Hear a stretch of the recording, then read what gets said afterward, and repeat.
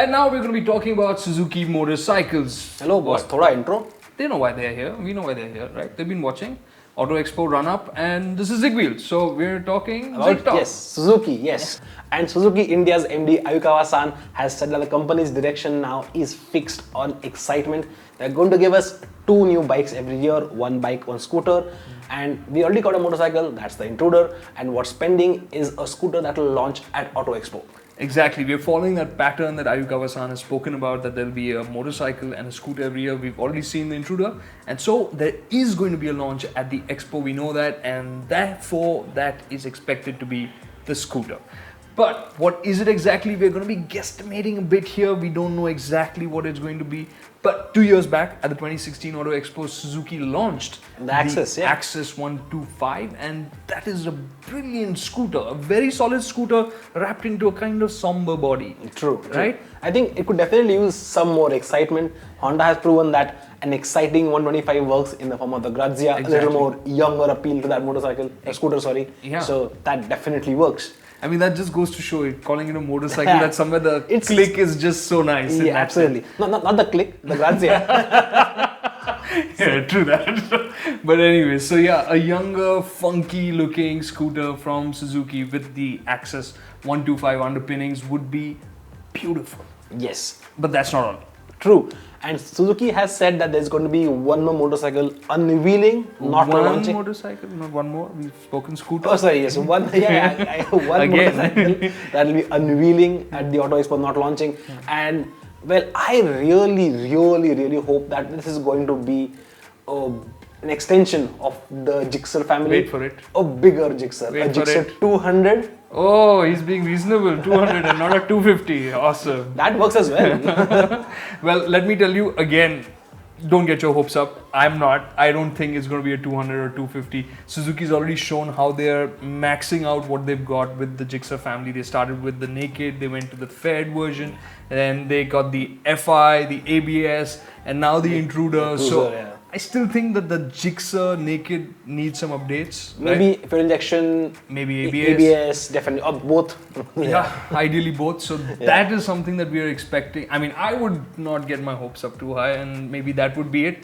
If it's a 250, he wins, and I won't complain. No problem. Or a 200. Or a 200 for that matter. But again, even that is just not it, because there is a big bike in the pipeline which will be there at Auto Expo, and we've got a couple of ideas about that. Yeah, this time we narrowed it down to 2 bikes. One would be the SV650, which is a sweet motorcycle.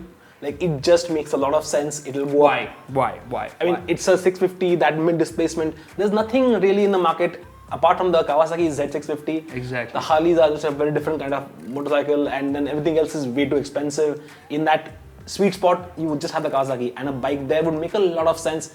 And what really sets the SV650 apart from, let's say, the Z650 is its styling. It's almost retro. It's like a cafe kind of. Bit like a Ducati Monster. Yeah, I was avoiding saying that. It's got the trellis frame, it's got the round headlamp.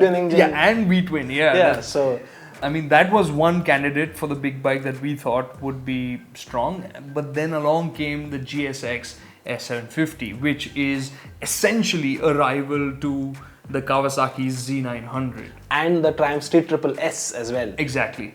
And that suddenly we upped the excitement levels for us while we were discussing it. So we think it is going to be the S750 for those most likely, because again, if you think about it, in that segment you just have the Kawasaki Z900 and you have the Street Triple S, and honestly no one else is doing much, in a multi-cylinder higher mid capacity space. Right. And the GSX S750, while it might have less cubic capacity compared to the Z900, it makes a fair amount of horsepower. It's a 114 horsepower motorcycle.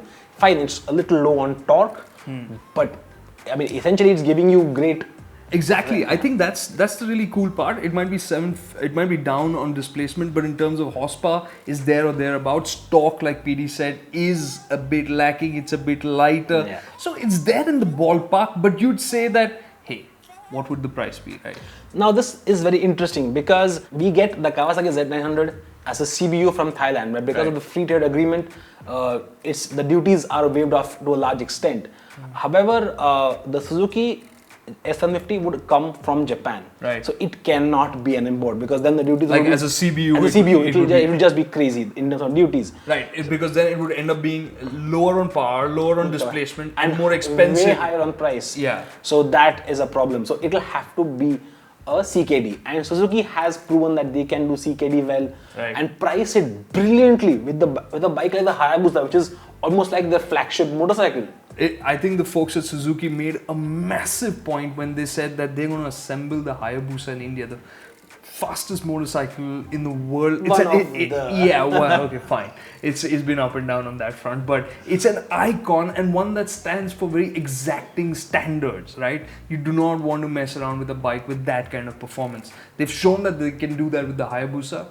So no reason why they can't do that with the with the S750, which is also manufactured in Japan, like PD said. Yeah. And interestingly, for the Hayabusa, Suzuki had to set up a small little line so that they could make motorcycles in CKD kits for the Indian market in specific. Even though they had kits going to Brazil, they had to build a separate one to meet India requirements to get the bikes shipped here. Right. So why could they They could easily do it. And coming back to the point of pricing, in Thailand, where there's a completely different structure for duties and where the Kawasaki is actually manufactured, the Kawasaki is still more expensive than the Suzuki.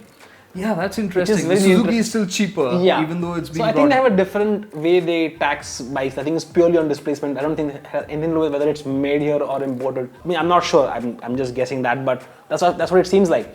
But that could mean that that the Suzuki could, if it is assembled in India, it could actually undercut the Z900. And the Z900 is actually priced really well for the bike without accessories. I think 7.4x showroom, which is not bad at all. That's phenomenal, actually. Yeah. So under that, I mean, that is now we're getting somewhere. Like, wow. Suddenly an SV650 at 5.5 lakhs starts looking a little expensive. Right? It does. So imagine for 7 lakhs you're getting a 4-cylinder 7cc motorcycle that looks great, and Suzuki is known for handling. Oh man, I was about to come to that. Yeah, exactly. You know it. I mean, sweet is the only way to describe the way exactly. So I think it could be a great value prospect. So there's a lot of excitement in store, even at the Suzuki stall at the Expo. This is the only amount of stargazing we're going to do for now. We're going to get you more info when we have it, and for that, just check the description below. We'll have a link to the story, which we'll keep updating with the information as and when we get it, as we build up towards the Auto Expo 2018, which is of course in February, the second week. And if you have any sort of your own inputs as to what Suzuki could bring to Expo, please leave a comment and let us know what you think, what you want. Should it be the SV? Should it be the should it be the S750? Let us know. Should the bike that Suzuki unveiled, the mass market bike, should it be a Gixxer 200, 250, what have you? You let us know. It'll be interesting to see, and maybe Suzuki will pick up something from you. And if you haven't already, do hit that subscribe button and hit like on this video and do share it with others.